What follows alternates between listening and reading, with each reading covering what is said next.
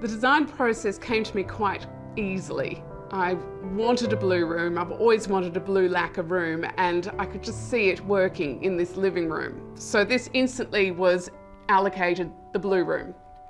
I have a wonderful collection of blue and white ceramics, many of which have been handed down through the family or have been collected along the way. Whenever we travel, I always make a point of collecting, and it's usually ceramics, which are heavy and not practical to bring home, but we manage.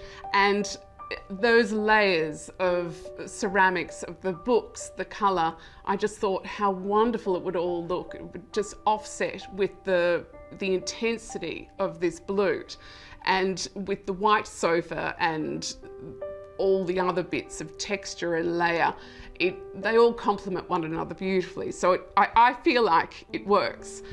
The corridor I decided to leave white, because I just think it's a wonderful invitation to enter the house and walk through and explore the house. And then how lovely to kind of look into this room and, oh, here's a blue room, and oh, look into that room and there's a brown room. But the white room, it just gives your eye a moment to rest, because it is a bit intense, it is a bit wild. I did go a bit crazy with the colour, and if we had painted the corridor as well, I just think it would have been headache inducing. So the corridor is a place just to have a bit of for the eye to rest before you continue on down the corridor. The dining room, I'd always had this Colonel Mustard idea in my mind, and the Dijon,